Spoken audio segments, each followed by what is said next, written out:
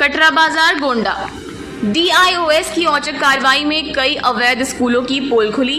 बिना मान्यता और शौचालय के चल रहे थे संस्थान। कटरा बाजार क्षेत्र में शिक्षा के नाम पर चल रहे संगठित फर्जीवाड़े पर आखिरकार जिला विद्यालय निरीक्षक DIOS रामचंद्र ने बड़ा कदम उठाया।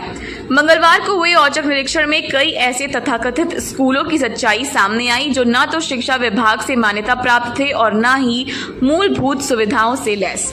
इन स्कूलों में न तो बच्चों के लिए शौचालय की सुविधा थी और न ही मान्यता संबंधी कोई वैध दस्तावेज। फिर भी धड़ल्ले से प्रवेश लिए जा रहे थे और मासिक शुल्क वसूला जा रहा था। निरीक्षण के दौरान जिन विद्यालयों की हकीकत उजागर हुई उनकी स्थिति अत्यंत दयनीय पाई गई। कुछ स्कूलों में 1 या 2 कमरों में 5 से 6 कक्षाएं संचालित की जा रही थी। बच्चों के बैठने की उचित व्यवस्था नहीं थी, पीने का पानी उपलब्ध नहीं था और शौचालय जैसी मूलभूत सुविधा भी नदारद थी। कुछ संस्थानों में तो हालत इतने खराब थे कि स्कूल भवन के भीतर ही दुकानें चलाई जा रही थी। एक विद्यालय में मदरसे के नाम पर अंग्रेजी माध्यम की शिक्षा दी जा रही थी, वह भी बिना किसी आधिकारिक अनुमति के।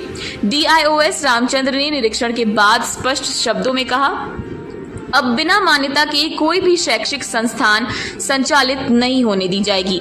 यह न सिर्फ बच्चों के भविष्य के साथ खिलवाड़ है बल्कि शिक्षा व्यवस्था को भी कमजोर करने का षड्यंत्र है।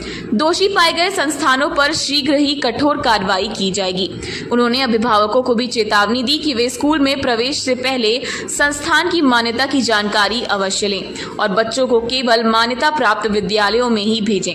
KGN पब्लिक स्कूल सहरिया कला बिना मान्यता चल रहा था। कक्षाओं की स्थिति बेहद खराब है। सरस्वती ज्ञान मंदिर सहरिया कला बच्चों के लिए शौचालय की कोई व्यवस्था नहीं पाई गई। सावित्री देवी शिक्षण संस्थान माधोपुर में शैक्षिक वातावरण नदारद, प्रबंधन से ही नहीं मिला कोई वैध दस्तावेज। मां वीणा वादिनी शिक्षण संस्थान सिलहरी मंडप छोटे से परिसर में कई कक्षाएं चलाई जा रही थी। मदरसा हिंद दारुल उलूम नारायणपुर कला मदरसे के नाम पर मॉडर्न स्कूल की पढ़ाई बिना अनुमति और वैधता के की जा रही है। DIOS ने कहा कि दोषी संस्थानों के खिलाफ रिपोर्ट तैयार की जा रही है और शिक्षा विभाग को भेजी जाएगी। इसके अलावा स्थानीय प्रशासन को भी इनकी सूचना दी गई है ताकि भूमि, भवन और सुरक्षा संबंधी अन्य नियमों की भी जांच हो सके। उन्होंने ये भी संकेत दिया कि आने वाले दिनों में अन्य ब्लॉकों और क्षेत्रों में भी इस तरह की कार्रवाई की जाएगी। अभिभावकों में इस कार्रवाई के बाद हलचल मच गई है। कुछ अभिभावक ने शिक्षा विभाग का आभार व्यक्त किया कि समय रहते इस तरह के संस्थानों की पहचान हुई। वहीं कुछ लोग खुद को ठगा हुआ महसूस कर रहे हैं जिन्होंने वर्ष भर की फीस जमा कर दी थी।